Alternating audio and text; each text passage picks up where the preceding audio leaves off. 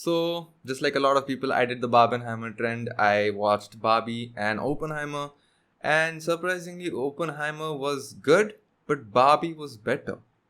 Let's talk about that.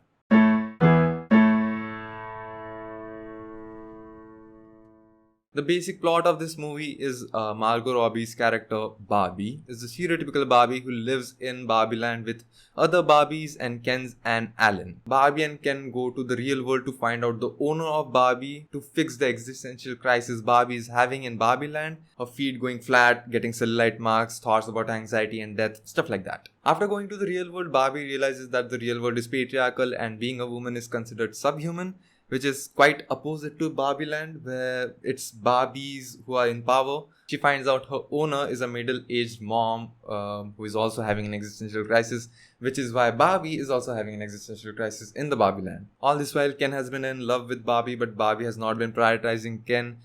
Ken finds out in the real world that it's a man's world and there's patriarchy and people give you special treatment just because you are a dude bro. Even though that's not completely true, that is what he picks up. He goes back to Barbieland, uniting all the Kens together against Barbies, turning Barbieland into Kendom by providing these ideas that Barbies don't need to work and they just need to chill and be accessories to Ken and just, relax, I guess. And because of how this interdimensional space works, Barbies have no way to counter argue these ideas. He does all this because at the end of the day, he felt heartbroken by Barbie and he's in the #Ken zone.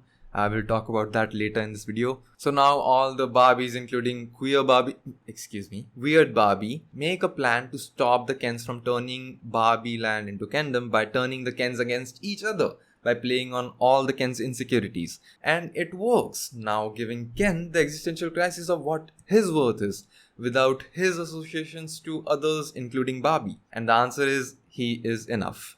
KENOUGH, if you will. It's an anti-patriarchy movie all along, showing how Barbies and Kens, women and men, are affected adversely because of the system of patriarchy. It ends with Barbie, now Barbara, accepting these changes and becoming a human being. I had a lot of trouble trying to put my thoughts into the script because there's just so many interpretations, so many different topics I wanted to talk about. So take it with a pinch of salt because it's a lot. My brain was working overtime trying to come up with this script, and I hope people don't take things out of context. Barbieland can be looked at as a matriarchy, or rather a polar reflection of how patriarchy works within the world itself, the hyper-realistic world that this movie takes place in. One sex has all the power within the system, that is the Barbies, and the other sex, or Kens, they are basically not prioritized and they're just sidelined within that system. For example, they don't have voting rights. People don't even know where they are sleeping and stuff. So yeah, it's not a matriarchal system by any means. It's kind of genius how the writers of this movie kind of took patriarchy and portrayed it in this context where the sexes are basically changed. The beginning of this movie establishes that the Barbies think that they are helping young girls be empowered and take charge and whatnot, when that is not happening in real world. We have different feminist perspectives as well that I'll talk about later in this video, so stick around for that. We also have a great joke that Kens will get power in Barbieland when women do in the real world. So at the end of the movie, they are pretty self-aware about what they are doing. It's a highly self-aware criticism of patriarchy that is being presented as a quote-unquote matriarchy in Barbieland. So all the men who hated this movie, Shapiro, about how men are treated so bad in this movie, that is how you treat women in real life. There's no ounce of self-awareness for critics who hate this movie. Ken absolutely loves Barbie since the beginning, and he's ready to do things he wouldn't otherwise do. He's ready to go to the real world, which he's extremely afraid of, for Barbie. Now, what does this movie have to do about toxic masculinity and toxic femininity? For those who don't know, toxic masculinity and toxic femininity is basically a perspective. It basically means having limiting outlook on what masculinity or femininity is in the traditional sense. If you limit your outlook on what it means to be masculine or feminine, That limiting part, that's the toxic part. That's point 1. Point 2, toxic masculinity plays on men's insecurities and their self-worth, due to which patriarchal vices are instilled within men, disconnecting them from their true self, and it basically suggests that their self-worth is dependent on how much they can provide for others. Ken's entire worth depends upon impressing Barbie and getting Barbie to love him back, while Barbie's worth doesn't depend on it. This infantile need from women to make you feel worthy can come from mommy issues, or just hear me out, maybe just patriarchy. Because think about it. Men usually don't share feelings with anyone but their significant others. This is a very toxic masculine trait, as you know, that you're limiting your vulnerabilities with just one person. That is your significant other or your girlfriend or your wife or whatever. Most men suffer in silence due to the shame associated with being vulnerable in our society. Many people, including women, make fun of men for crying. It's usually more men who make fun of them, but it's also a lot of women. To that I say, if you think that a man crying makes that man weak, another man not crying doesn't make him strong. Big brain time. Men who cry and show their vulnerable side are much more authentic because they're showing their true self. While people who shame others for showing this side of them, they think that they're being very big strong for not crying. They're actually just NPCs. Like, they have no sense of self. They tend to let societies and patriarchy tell them what to do and how to behave, which is not at all authentic. Though I'll say it's never too late to connect with your true self and find who you are. Now, for men who are afraid of being judged for showing or being vulnerable, what can help here is asking yourself this simple question. If I am afraid that people will make fun of me for crying, would I make fun of someone else for being vulnerable and crying to me? If your answer is yes, that's a whole another level of apathy you need to deal with first. But assuming you have compassion, you won't make fun of others for being vulnerable or crying to you. The only way forward is having healthy friend groups who you can be vulnerable with. It requires a lot of self-love and discipline. Not everyone is going to be understanding of it, but there are a lot of people who will be understanding and who will show compassion to you. And lastly, you also need to be there for yourself and love yourself and accept yourself for being a vulnerable or sensitive person. Toxic femininity is more about the societal expectations of what it means to be a woman in the most traditional sense, where basically women are seen as accessories to the patriarchy and men. Patriarchy sees women as either conforming or ugly. That's a quote from the movie. I don't know who said it, but in India we have a quote where women are either seen as devis, goddesses, or sluts. That's patriarchy for you. For Barbie, she doesn't really know what else to be other than stereotypical Barbie, what she is supposed to be. It's kind of a parallel to toxic femininity. Even Barbie cannot live up to the idea of being the Barbie because of the expectations of that idea. While focusing on Barbie can be anyone you want her to be, we forgot that an average Barbie is still a worthy and valid Barbie. For those who don't get it, I'm not talking about a Barbie here. It's not a bad thing to strive to be a better version or have goals in your life. The point is to not be hard on yourself while doing so. Near the end of this movie, with the monologue given by America Ferrera's character, she talks about how these expectations for women to be a certain way, to model your entire life to be a certain way and losing your true self in that journey. Basically losing one's individuality due to the societal expectations. It can be a very difficult thing. We also have Ruth, the creator of Barbie, speak about how Barbie is an idea. Ideas change over time.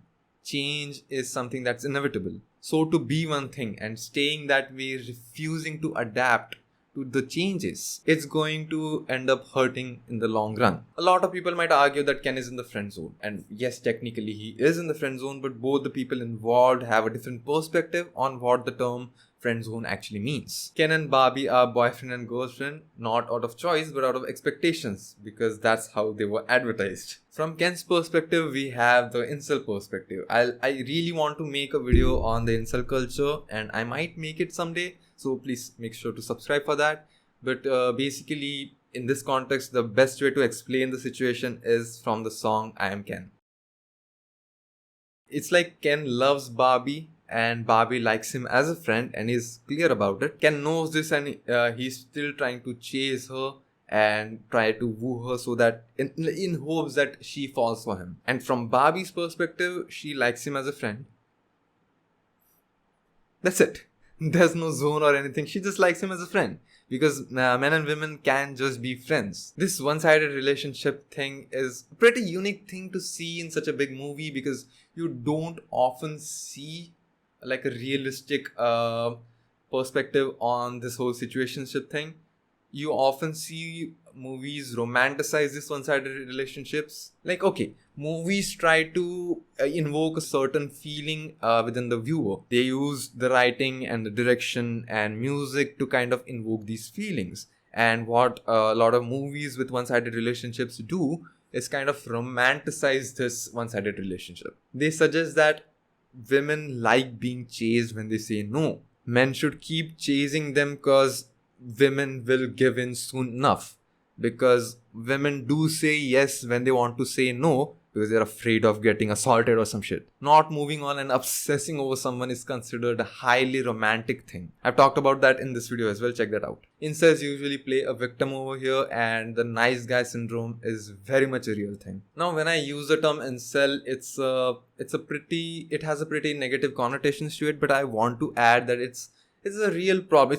It's a real social problem that a lot of men are going through. And not just men, the femcel, the female equivalent of incels, they also have pretty similar problems in their lives. A lot of incels and femcels do crave human connections, just like everyone, but because perhaps their social upbringing or whatever, they are not able to make that social connection in a healthy way. So they tend to go to the fiction and use movies and songs and books and have expectations from relationships by those guides. It's definitely connected to toxic masculinity and toxic femininity, because it's about how my self-worth is completely affected by what I can do for you and you can do for me. I might be remembering this wrong, but in the movie 500 Days of Summer, Summer and Tom are in kind of like a situationship where he loves her, but she just wants something casual. Now that movie is a situationship where it's not a misunderstanding, but it's different expectations, where she is like, I want just a casual fling thing, and he's like, okay, that's cool, but I actually really, really love you. So it's this expectations not being on the same page. That's where the problems begin. Although Barbie, that's not the case in this movie. Barbie and Ken are not in a situationship. She's just not prioritizing him as a friend. That's the exact sentence used in the movie, by the way. If you compare that to the real world, a lot of guys who think they are in the friend zone, they have put these women on a pedestal. Now, I've seen some feminist posts talk about how a lot of men who think that they're in the friend zone have actually put the women in the fuck zone. Like, the implication is, if I'm in the friend zone, I actually want to fuck this woman who just considers me as a friend.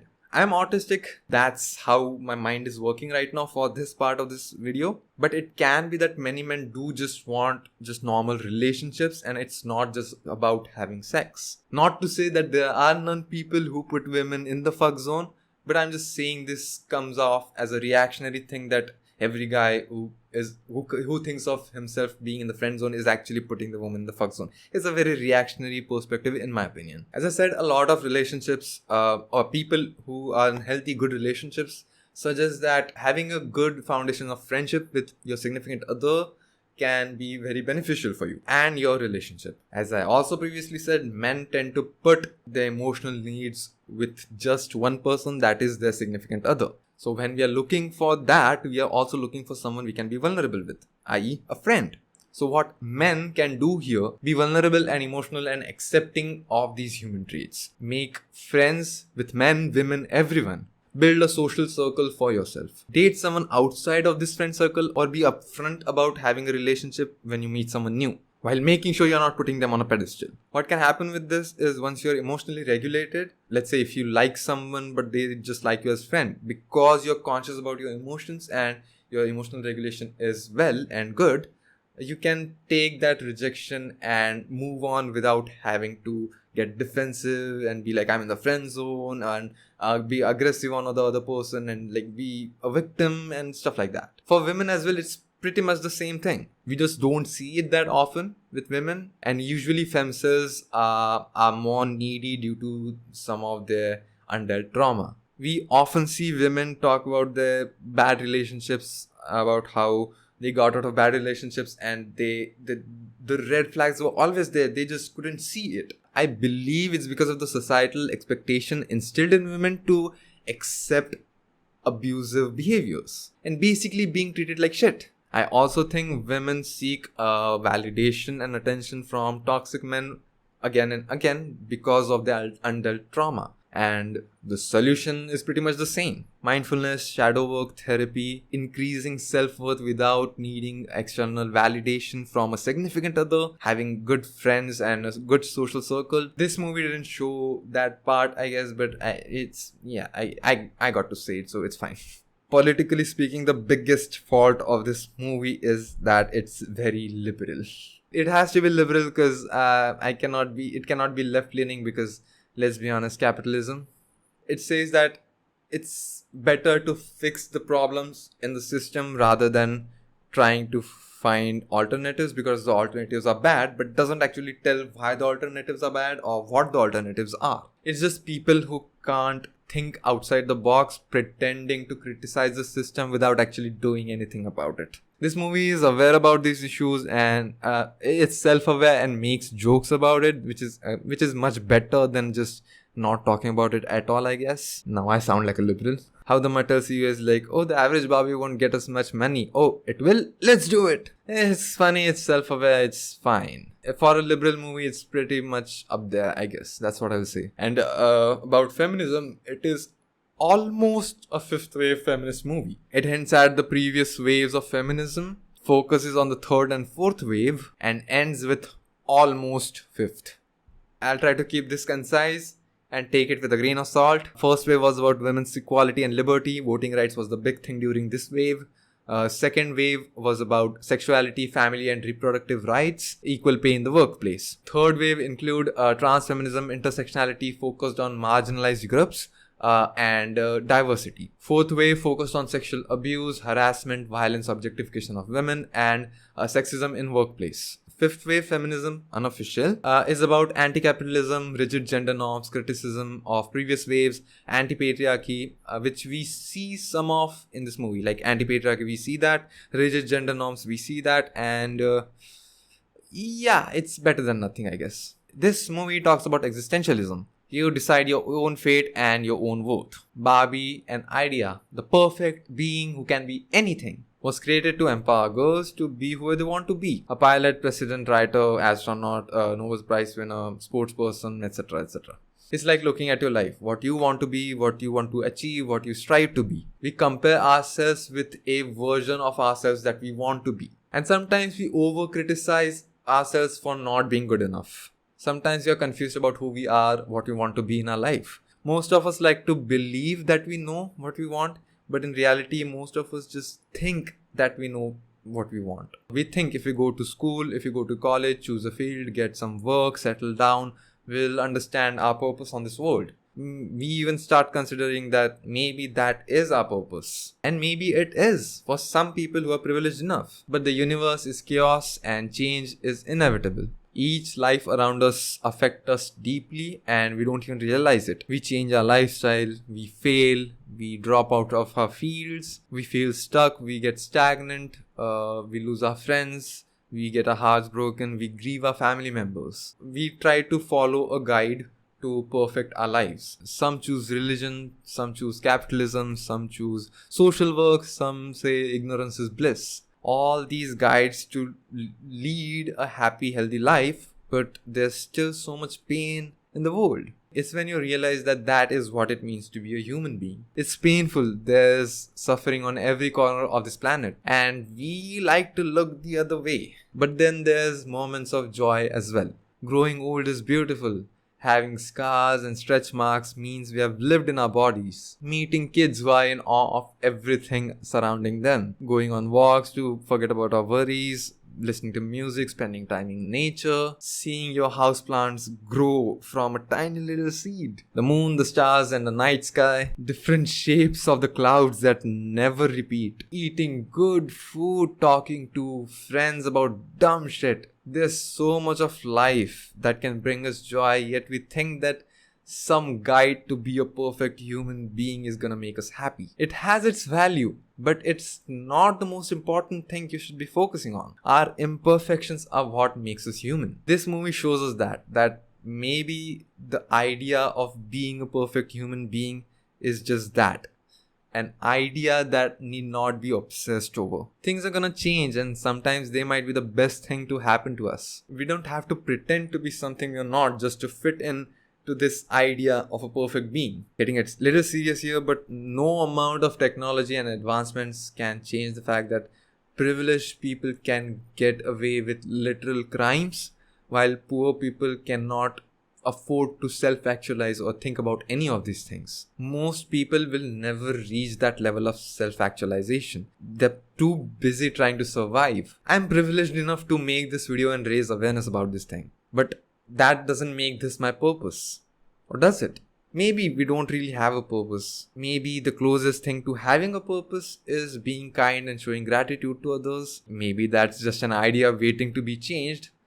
Maybe purpose is using our privilege for the better of humanity. Only we get to decide. This movie was a blast. I had fun, I laughed, I cried, I cringed. And it made me think, which is absolutely one of the best things any movie can do for me. I couldn't have asked for anything more. Hope this video gave you a new perspective on this movie or something else. Please make sure to subscribe and like this video. Share it with your friends. Comment your perspectives and your opinions on it. It really motivates me to make more videos. Thank you so much for watching, and I'll see you in the next one. Bye. Oh God. Oh fuck. Oh my God. There's so much. It's such a long ass video, God.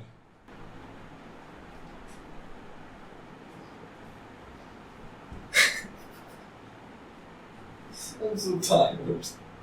Ben, Barbie and Ken. Barbie and Ken are not in a situationship. Ben, what the fuck?